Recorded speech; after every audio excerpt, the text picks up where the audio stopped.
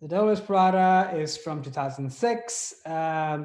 Quick description: a smart but sensible new graduate lands a job as an assistant to Miranda Priestley, the demanding editor in chief of a high fashion magazine.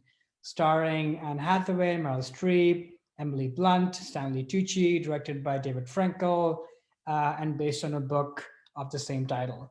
The reason why this movie is on my list and at the number one spot is because I watched this movie when I just started my first job after grad school after moving to LA. I was brand new in LA. This was my first job in this country. And I just felt like, though I was working super hard and, trying to make contacts and connections and spending hours and hours, I just was not getting the kind of acknowledgement and the kind of reception that I expected, because I was a little bit sort of fish out of water. And the fact that I was in a new city from grad school, which is a very sort of collegial environment, I loneliness and sort of settling in and such was also playing a big role here. And I watched this movie, and there's a scene in the movie where Anne Hathaway's character, who's just started as Miranda Priestley's assistant, who's played by Meryl Streep, it's been a few weeks and she's been working hard, but nothing is working. I mean, Meryl Streep doesn't even call her by Anne Hathaway's character's name. She calls her Emily. I mean, she's totally sort of invisible in that sense. And there's this pivotal moment where Meryl Streep wants Anne Hathaway to have her fly back from Miami, and she can't find a flight for her because it's raining hard, and she's very upset because she misses her kids' recital the next morning. Meryl Streep's character, and so Anne Hathaway sort of storms out and runs into Stanley Tucci and sort of says that, "What am I doing wrong? I seem to be doing everything, and yet I'm not sort of hitting anywhere really." And he sort of gives her a wake up call, and he sort of says to her that you think you're working hard, but really you're just whining. Wake up early, get your shit together, think about why you are here, what your outcomes are, and don't be surprised that she doesn't give you a gold star at the end of the day for what you're doing. And I think it sort of shook me out of my mode that I was in, that, oh, this is a new space. I don't have the tools that people expect me to have. So I have to work extra hard in figuring out the right communication tools and written tools to kind of communicate and convey and get buy-ins on the things that I want.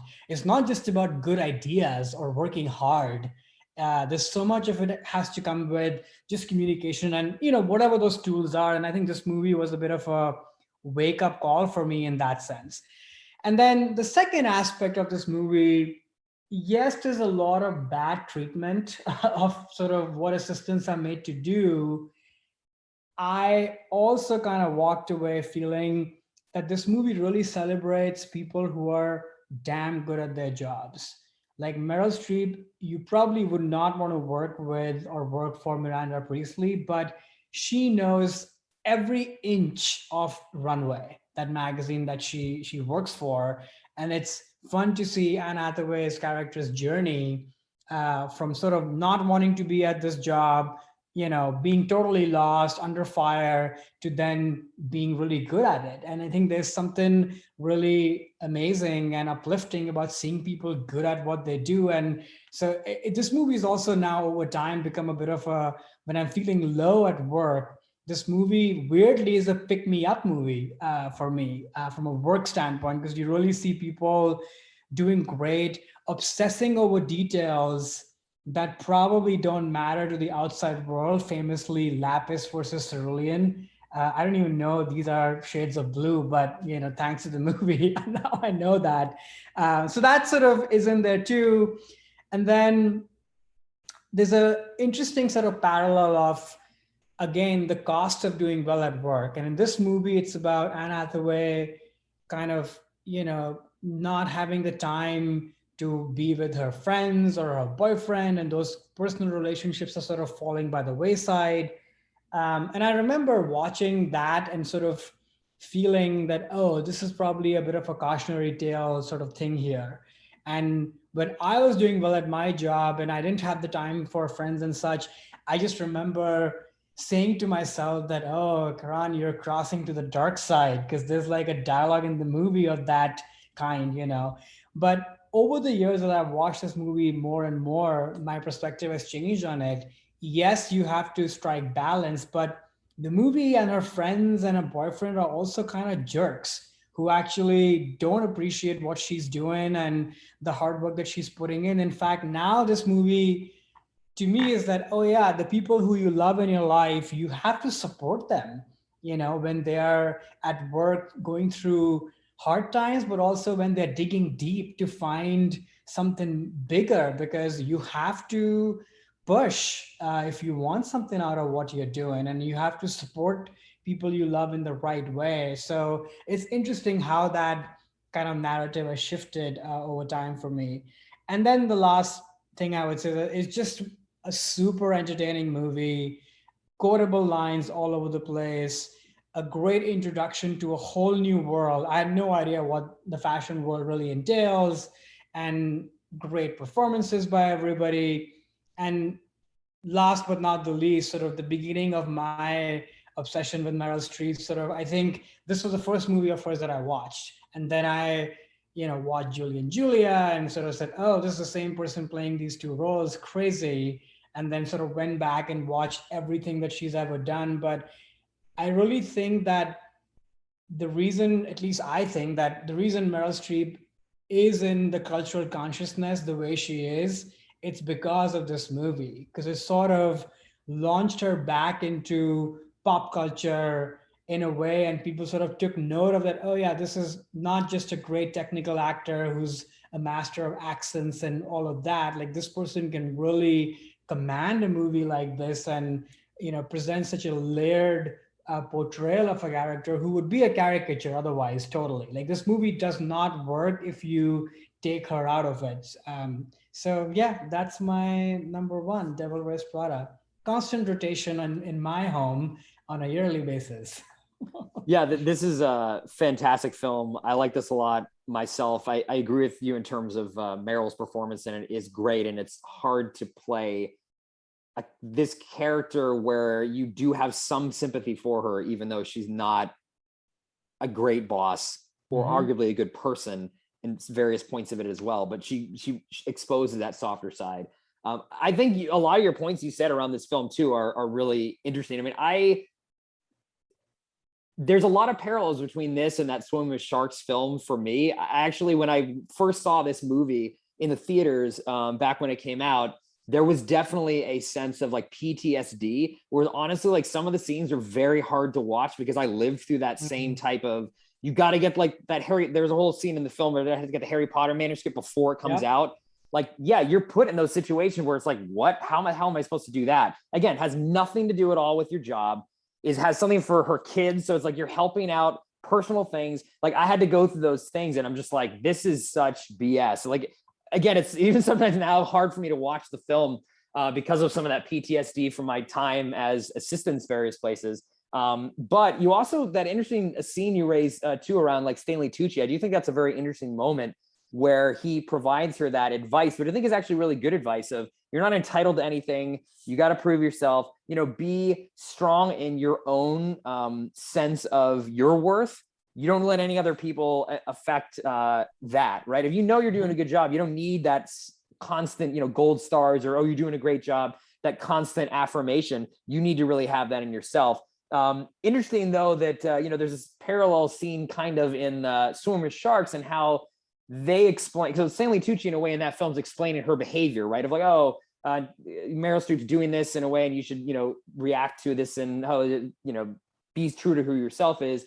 You know, there's a similar scene in Swim with Sharks, but they take this stance of, you know, Kevin Spacey and saying, look, yeah, I'm going to treat you like trash because it's all about paying your dues. And this is just part of the experience, and you just have to take it, which is a very different way to look at it. Like, I like Stanley Tucci's advice a lot better, actually. I think it's a lot more good advice versus just standing there and taking. I don't think you should, you know, deal with that abuse. And that's not at all what Stanley Tucci says. It's more of an affirmation of you and your own self-worth. I think it's just great life advice.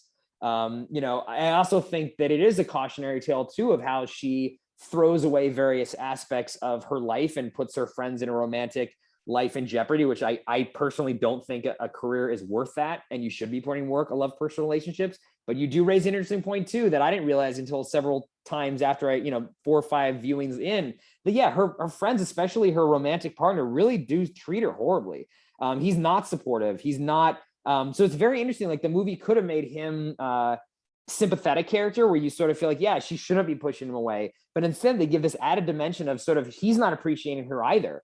So he's also treating her in a way just as poorly as Meryl Streep's character was treating her too, of like not giving her self-worth, which is again another reason why this movie is uplifting in a way, because you have to find that own self-worth within yourself. Even if your boyfriend or girlfriend doesn't feel it or your boss doesn't feel it, it's about finding that within yourself, which is, I think, really good life advice. And much like you, I didn't really realize that angle of it until several viewings in, because maybe I was, again, so on his side of like, don't put up with this. But you really can see it as like, no, you got to be supportive of your friends when you don't, even if you don't understand it, if this is her passion, this is what she wants, encouraging her to quit is not really the right empathetic thing to do. No, but if she didn't show up on your birthday, right, you're suddenly all upset and yeah, maybe a little bit, but not for a whole week. Right. It's a little childish. I think it's also because it represents how we as a culture have moved in time. Mm-hmm. I think like this movie, even though it's from the early 2000s, times have changed quite a bit.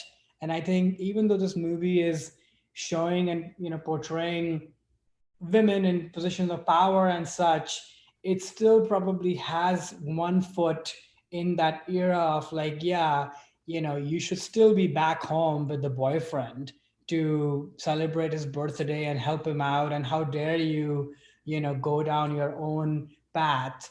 And I think now we look at that differently, because I think the movie is making him and the friends as victims, at least from my point of view. If this movie were made today, I think it'll probably show them, there'll be more nuance to that. Not saying that Anne Hathaway's character is, guilt-free. Like clearly she could have balanced things better as well. But I think it shows how our culture has moved a little bit. Hey there, it's Alex. If you like the review and discussion Karan and I just had, make sure you subscribe to our channel, Movies That Shaped Us, to get full episodes. Every other Wednesday, Karan and I cover a topic around important people, places, events, and moments in our lives, and then explore it through 3 of our favorite movies. Subscribe right now, or follow our podcast on Spotify or Apple Podcasts via the link in the description below. Hope you join us for the journey.